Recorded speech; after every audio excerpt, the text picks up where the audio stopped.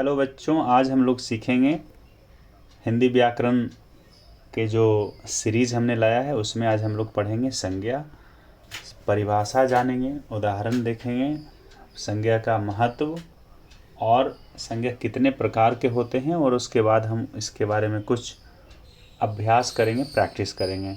तो बच्चों, संज्ञा एक ऐसा चैप्टर है जिससे हिंदी व्याकरण की शुरुआत होती है और संज्ञा को अगर आप ध्यान से समझेंगे तो इससे रिलेटेड जितने भी आने वाले जो हिंदी व्याकरण के टर्म्स है, संज्ञा के बाद सर्वनाम आएगा, क्रिया विशेषण, क्रिया विशेषण। तो इस कड़ी में हम लोग पढ़ते चलेंगे धीरे धीरे। मैं हिंदी व्याकरण के सारे टॉपिक्स पे सरल और आसान भाषा में आपके लिए वीडियो लाता रहूँगा और आप ध्यान से वीडियो को अगर 5-10 मिनट देखेंगे तो आपको संज्ञा क्लियर हो जाएगा। और हिंदी व्याकरण में इससे रिलेटेड बहुत क्वेश्चन आते हैं, चाहे आप क्लास का एकेडमिक्स का एग्ज़ाम दे रहे हो या आप कोई एंट्रेंस, कोई ओलंपियाड की तैयारी कर रहे हो या कोई भी कम्पिटिटिव एग्ज़ाम्स दे रहे हो, हर जगह इससे रिलेटेड क्वेश्चंस आपको आएंगे ही आएंगे। सो बच्चों, हम देर ना करते हुए पढ़ते हैं हिंदी व्याकरण का जो चैप्टर है संज्ञा। सो बच्चों, पहली बात, परिभाषा की संज्ञा किसे कहते हैं, संज्ञा होता क्या है? तो बोलते हैं जिस शब्द से किसी व्यक्ति, वस्तु, स्थान, पशु, पक्षी या भाव का बोध हो उसे संज्ञा कहते हैं। मतलब सिंपल शब्दों में बोला जाए कि किसी भी चीज़ का नाम, कोई भी नाम हो, नाम को संज्ञा कहा जाता है। चाहे वो व्यक्ति का नाम हो बच्चों, वस्तु का नाम हो, स्थान का नाम हो, पशु पक्षी, कोई भाव, किसी भी नाम को संज्ञा कहते हैं। सरल भाषा में आपको समझने के लिए ये ध्यान में रखना है कि कोई भी नाम है वो संज्ञा है, नाम को संज्ञा कहते हैं। थोड़े विस्तृत रूप में लिखने के लिए हम लोग परिभाषा में बोलते हैं बच्चों कि जिस शब्द से किसी व्यक्ति, वस्तु, स्थान, पशु पक्षी या भाव का बोध हो उसे संज्ञा कहते हैं। क्लियर बच्चों? एक उदाहरण, राम। तो राम एक संज्ञा है बिकॉज राम एक आदमी का नाम है, लड़का का नाम है। दिल्ली एक संज्ञा है, ये स्थान का नाम है, प्लेस का नाम है। संज्ञा को बच्चों अगर अंग्रेजी में देखेंगे, इंग्लिश में देखेंगे तो संज्ञा को नाउन बोलते हैं। तो सेम आप अगर हिंदी का संज्ञा ध्यान से सुन रहे हैं तो आपका अंग्रेजी भी क्लियर हो जाएगा। पुस्तक, ये कोई वस्तु का नाम है। गाय कोई पशु का नाम है। विद्यालय अगेन कोई स्थान का नाम है। ईमानदारी, ईमानदारी आपकी एक क्वालिटी है, गुण है, तो ईमानदारी एक गुण का नाम है। भाव बोलते हैं इसको, विचार गुण का नाम है। ठीक है बच्चों, तो संज्ञा का उदाहरण हम लोगों ने देख लिया। अब महत्व के बारे में जानेंगे कि संज्ञा का महत्व क्या है। संज्ञा का यूज़ करने से भाषा में व्यक्ति, वस्तु, स्थान की पहचान कराता है कि इसमें व्यक्ति कौन सा है, वस्तु क्या है, स्थान क्या है, एक इम्पॉर्टेंट पहचान होती है। वाक्य को स्पष्ट और अर्थपूर्ण बनाते हैं। व्याकरण का आधार, संज्ञा को व्याकरण का आधार माना जाता है। अगर आपको संज्ञा आती है इसका मतलब आपकी बेसिक व्याकरण क्लियर है। संचार को सरल और प्रभावशाली बनाते हैं। तो बच्चों, यहाँ तक संज्ञा, परिभाषा, जिस शब्द से किसी व्यक्ति, वस्तु, स्थान, पशु पक्षी या भाव का बोध हो उसे संज्ञा कहते हैं। एग्जाम्पल हमने दिया, राम, दिल्ली, पुस्तक, गाय, विद्यालय, ईमानदारी। क्वेश्चन आपको कई तरह से आते हैं कि नीचे में संज्ञा शब्द चुनिए, है ना। सो अब आगे बढ़ते हैं बच्चों। सो नेक्स्ट हम लोग देखेंगे कुछ महत्वपूर्ण संज्ञा शब्द देखेंगे, उसके बाद हम लोग संज्ञा के प्रकार समझेंगे। ठीक है बच्चों, तो अभी महत्वपूर्ण संज्ञा शब्द हम देखेंगे जो बहुत इम्पोर्टेंट हो और एग्ज़ाम्स में आते रहते हैं, उसके बारे में थोड़ा ध्यान से देखेंगे। तो पहला है संज्ञा का प्रकार। तो आप देख सकते हैं हमने ऐसे कॉलम बनाया है। व्यक्तिवाचक, तो व्यक्तिवाचक के हमने 4 एग्जाम्पल दिए हैं। एग्जाम्पल पहला है राम। तो राम किसी खास व्यक्ति को बताता है, एक लड़के का नाम हो सकता है, एक आदमी का नाम हो सकता है, इसलिए वो व्यक्तिवाचक संज्ञा बोलेंगे। दिल्ली, दिल्ली क्या है, एक सिटी का नाम है, एक शहर का नाम है, एक प्लेस का नाम है, तो वो व्यक्तिवाचक हो गया, दिल्ली एक व्यक्तिवाचक हो गया। भारत, भारत क्या है, एक कंट्री का नाम है, इसलिए व्यक्तिवाचक होगा, मीन्स एक किसी खास का नाम होने से वो व्यक्तिवाचक में आएगा। नेक्स्ट है गंगा।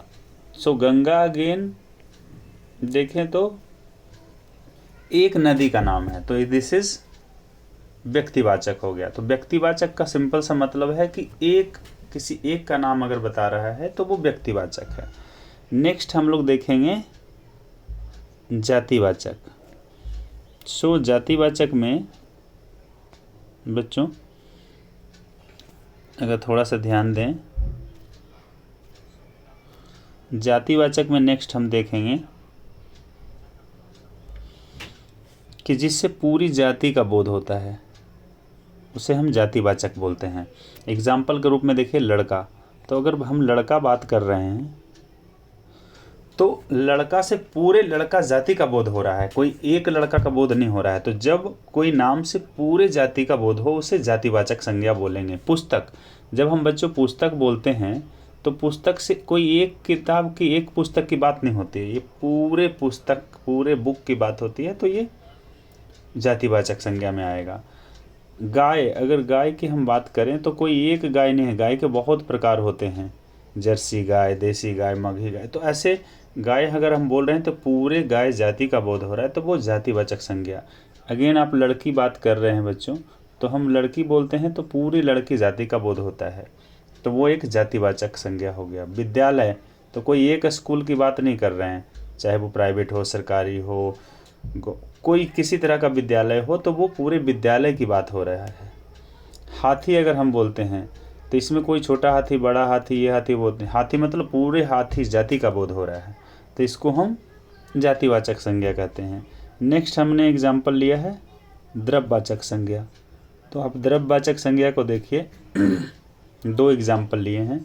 एक है सोना, तो सोना बच्चों क्या है, द्रव्य है, जिसको नापा तौला जा सके, जिसको काउंटिंग नहीं कर सकते हैं हम लोग, उसको द्रव्यवाचक संज्ञा बोलते हैं।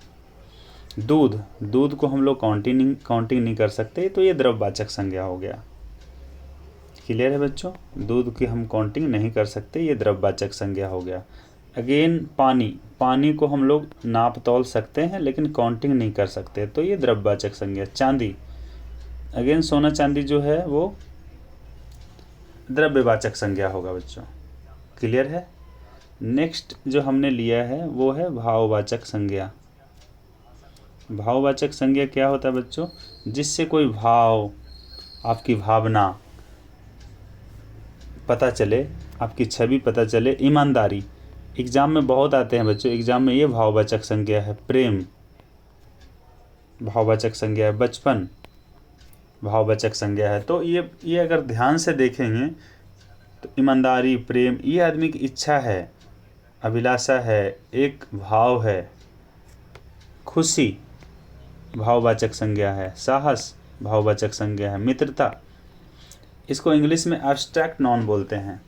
सो एब्स्ट्रैक्ट नॉन अगर आप संज्ञा के प्रकार देखेंगे, सो जातिवाचक, व्यक्तिवाचक, द्रव्यवाचक, भाववाचक, चार मेन संज्ञा हमने यहाँ पे कवर किया है। सो इससे रिलेटेड क्वेश्चन आपको ज़रूर आएंगे। संज्ञा के प्रकार को एक बार हम दोबारा से समझ लेते हैं बच्चों। सो संज्ञा के प्रकार को हम थोड़े से और डिटेल में समझने की कोशिश करेंगे कि संज्ञा के कितने प्रकार होते हैं। तो बच्चों अभी हम देखेंगे संज्ञा के प्रकार। संज्ञा के प्रकार अभी हम देख रहे हैं। सो फर्स्ट वन इज व्यक्तिवाचक संज्ञा। व्यक्तिवाचक संज्ञा किसे कहेंगे, किसी विशेष व्यक्ति, स्थान, वस्तु का नाम अगर हो तो उसे व्यक्तिवाचक संज्ञा करें। किसी विशेष व्यक्ति, विशेष मतलब कोई खास, एग्जाम्पल राम, कोई विशेष व्यक्ति है, पटना कोई विशेष शहर है, भारत कोई विशेष कंट्री, एक ही कंट्री का नाम है, सो इसे व्यक्तिवाचक संज्ञा कहेंगे। तो बच्चों आई थिंक आप समझ गए होंगे कि व्यक्ति मतलब एक, सिंगल। जातिवाचक संज्ञा किसको बोलेंगे, जिससे पूरे जाति का, पूरी जाति या वर्ग का बोध कराती हो उसे जातिवाचक संज्ञा कहेंगे।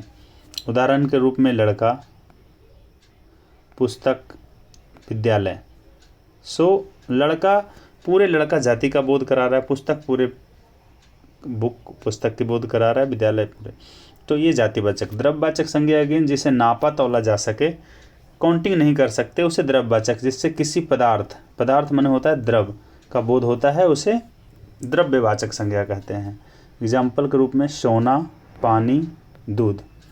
नेक्स्ट वन भाववाचक संज्ञा। भाववाचक संज्ञा जिससे किसी का गुण, क्वालिटी का पता चले, अवस्था का पता चले, भाव का पता चले, वो भाववाचक संज्ञा है। जैसे प्रेम, ईमानदारी एक क्वालिटी है, गुण है। खुशी एक अवस्था है कि आप खुश हो। ये बचपन एक अवस्था है, बुढ़ापा एक अवस्था है, गरीबी, अमीरी ये एक अवस्था है। तो इस अवस्था को भाववाचक संज्ञा बोलते हैं, एब्स्ट्रैक्ट नाउन बोलते हैं। तो बच्चों इस टाइप के क्वेश्चन बहुत आते हैं कि निम्नलिखित दिए गए 4 ऑप्शंस में से भाववाचक संज्ञा बताइए। तो अगर आप इस वीडियो को ध्यान से देख रहे हैं तो बड़े आराम से इसका क्वेश्चन का आंसर कर सकते हैं। अभी हम कुछ अभ्यास देखेंगे बच्चों। अभ्यास में राम किस प्रकार की संज्ञा है, बड़ा सिंपल है। तो राम कौन सा एक खास व्यक्ति का नाम है, तो ये हो जाएगा व्यक्तिवाचक संज्ञा। क्या हो जाएगा बच्चों? व्यक्तिवाचक संज्ञा हो जाएगा। तो आप इसको आप बना लेना अपने से नोटबुक में। विद्यालय किस प्रकार, विद्यालय मीन्स कोई खास जगह, कोई खास विद्यालय की बात नहीं हो रही है, पूरे विद्यालय, पूरे स्कूल की बात। तो ये हो जाएगा जातिवाचक संज्ञा। पानी क्या होगा बच्चों? द्रव्यवाचक संज्ञा होगा, आप बना लेना। भारत किस प्रकार के संज्ञा, भारत एक देश का नाम है, कोई बहुत सारे देशों का समूह नहीं है, भारत एक सिंगल देश का नाम है। भारत एक हो जाएगा जातिवाचक संज्ञा। क्लियर है बच्चों? मैं आप लोगों से रिक्वेस्ट करूंगा बच्चों, इवन आपके पेरेंट्स देख रहे हैं उनसे बोलूँगा कि बच्चों को आप गाइड करिए कि इसकी नोट्स बनाएं, लिखें। क्योंकि जब आप बच्चे लिखते हैं तो उनकी राइटिंग ठीक होती है और थोड़ा सा रिमेंबर करने में और प्रैक्टिस करने में, रिवीजन करने में बहुत आसान होता है। बच्चों आई थिंक ये अभ्यास ठीक रहा होगा। और याद रखें बच्चों, खुशी अगेन एक अवस्था है जो मैंने छोड़ दिया था। तो खुशी भी किस प्रकार की है, तो आप देखेंगे कि खुशी भी एक अवस्था है, तो ये भाववाचक संज्ञा हो जाएगा। क्लियर? याद रखें, सिंपल एक 1 लाइन, जिस शब्द से व्यक्ति, वस्तु, स्थान, पशु, पक्षी, भाव का बोध हो उसे संज्ञा कहते हैं। क्लियर है बच्चों? और इस टाइप के आपको नोट्स अगर चाहिए या प्रिंटेड नोट्स आपको लेने हैं, प्रिंट करने हैं, तो आप मेरे व्हाट्सएप चैनल पे आप जुड़ सकते हैं। व्हाट्सएप में सारे नोट्स मैं देता हूँ PDF फॉर्म में, जो कि आप PDF फॉर्मेट में डाउनलोड कर सकते हैं। सेम चीज़ आप फेसबुक पे भी जाके फॉलो कर सकते हैं, यूट्यूब पे आप वीडियो देख ही रहे हैं। और बहुत ज़्यादा प्रैक्टिस करना चाहते हैं बच्चों अगर आप, तो आप genjeducation.com पे साइन अप करके प्रैक्टिस कर सकते हैं। यहाँ पे बहुत सारी, चाहे आप ओलंपियाड की तैयारी कर रहे हो या सैनिक स्कूल, नवोदय, मिलिट्री, किसी चीज़ की तैयारी कर रहे हो, या एकेडमिक्स अपने क्लास का, क्योंकि मैं एकेडमिक्स की भी KB, FO school, army public school related, NCERTs और CBSE से रिलेटेड सारे बुक्स का मैं चैप्टर वाइज भी कवर कर रहा हूँ। वहाँ पे आप प्लेलिस्ट में जा करके आप वीडियो देख सकते हैं। बच्चों आशा करता हूँ कि ये वीडियो आपको इन्फॉर्मेटिव लगा होगा और ये और भी लोगों को इन्फॉर्मेशन पहुंचाने के लिए बच्चों मैं आपसे रिक्वेस्ट करूंगा कि इसको ज़्यादा से ज़्यादा लोगों तक शेयर कर दीजिए, जिससे कि लोगों को अच्छा लगे। और पॉसिबल हो तो आप वीडियो को सब्सक्राइब कर लीजिए, बेल का आइकन दबा लीजिए, जिससे कि आपसे लेटेस्ट सारी वीडियोज़ आपको मिलती रहेगी। और बच्चों नोट्स बनाना नहीं भूलिए, आप नोटबुक पे घर पे लिखिए, राइटिंग ठीक होगी और आपको याद करने में भी आसानी होगी। तो बच्चों आशा करता हूँ ये वीडियो काफ़ी अच्छा रहा होगा आप लोगों के लिए। प्लीज़ आप देखिए और ज़्यादा से ज़्यादा लोगों को शेयर करिए। और अगर आपको वीडियो अच्छा लगा हो तो प्लीज़ एक कमेंट करके आप मेरे इस प्रयास को अप्रिशिएट करने के लिए थैंक यू या नाइस वीडियो या नाइस एड्स, जब समथिंग कुछ भी आप डाल सकते हैं, नाइस कंटेंट एवरीथिंग। सो बहुत अच्छा लगेगा। थैंक यू बच्चों। और आप हमारे व्हाट्सएप, फेसबुक, इंस्टा को फॉलो कर सकते हैं और वहाँ से आप कंटेंट ले सकते हैं। थैंक यू बच्चों, थैंक्स अ लॉट।